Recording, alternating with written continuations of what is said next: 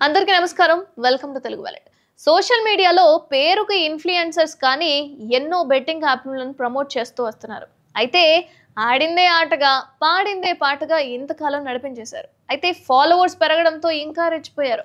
చట్టరీత్యా నేరమైనా సరే online betting యాప్‌లను ప్రమోట్ చేసి డబ్బులు సంపాదించడం మొదలుపెట్టారు. ఇక అలాంటి వారికి ఏపీ సర్కార్ ఝలకిచ్చింది. సోషల్ మీడియా అకౌంట్ల ద్వారా ఆన్లైన్ బెట్టింగ్ యాప్లు ప్రమోట్ చేసిన వారిపై సైబర్ క్రైమ్ పోలీసులు చర్యలు తీసుకుంటున్నారు. ఈ క్రమంలో లోకల్ బాయ్ నాని తన సొంత ప్రయోజనాల కోసం బెట్టింగ్ యాప్స్ ప్రమోట్ చేస్తున్నట్లుగా గుర్తించి అరెస్ట్ కూడా చేశారు. లోకల్ బాయ్ నాని ప్రమోషన్స్ పై ఏవైఐఎఫ్ యూత్ వింగ్ విశాఖ సిసి శంఖపత్ర బాగ్చికి ఫిర్యాదు చేసింది. విచారణ చేపట్టి చట్టపరమైన రూల్స్ అతిక్రమించారని నిర్ధారించారు. ఇక నానిని అరెస్ట్ చేసిన పోలీసులు కోర్టులో హాజరుపరిచి రిమాండ్కి అయితే తరలించారు. ఇక విచారణలో సంచలన విషయాలు వెలుగులోకి వచ్చాయి. మరికొంతమంది సోషల్ మీడియా ఇన్ఫ్లుయెన్స్ కూడా బెట్టింగ్ యాప్లను ప్రమోట్ చేస్తున్నట్లుగా పోలీసులు అయితే గుర్తించారు.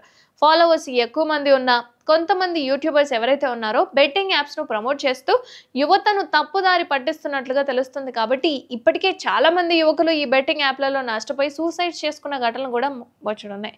ఇక దీంతో బెట్టింగ్ యాప్స్ ను ప్రమోట్ చేస్తున్న వారి మీద సైబర్ క్రైమ్ పోలీసులు అయితే సీరియస్ గా ఉన్నారు. ఇక ఎవరైతే ఈ బెట్టింగ్ యాప్లను ప్రమోట్ చేస్తున్నారో వాళ్ళను గుర్తించేందుకు స్పెషల్ టీమ్స్ అయితే రంగంలోకి వచ్చేసాయట. ఎవరెవరు ఇప్పటి వరకు ప్రమోట్ చేశారు అన్న వివరాలు అయితే సేకరిస్తున్నారు ప్రస్తుతం. ఎవరైనా యూట్యూబర్లు, ఇన్ఫ్లుయెన్సర్లు వారి వ్యక్తిగత ప్రయోజనాల కోసం యువతను తప్పుదారి పట్టిస్తే గనక చర్యలు తప్పవని పోలీసులు అయితే హెచ్చరిస్తున్నారు.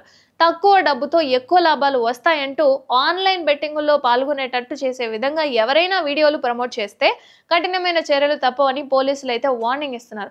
ఇప్పటికే చాలా మంది బెట్టింగ్ యాప్ల మూలంగా ఎంతో మంది బయటకు వచ్చి జైల్లోకి వెళ్లి విచారణ చేపట్టి జైల్లో ఉన్న వాళ్ళు కూడా ఉన్నారు. కాబట్టి కాస్త జాగ్రత్త వహించండి. ఇన్ఫ్లుయెన్సర్స్ ఎవరైనా సరే బెట్టింగ్ యాప్స్ ను ప్రమోట్ చేసి వేరే వాళ్ళ ప్రాణాలను హాని చేకూర్చేంతగా మనం దానికి అర్హులం కాము. కాబట్టి చాలా జాగ్రత్తగా ఉండండి. అండ్ బెట్టింగ్ యాప్స్ కి సంబంధించి మీ అభిప్రాయం ఏంటో కామెంట్ చేయండి.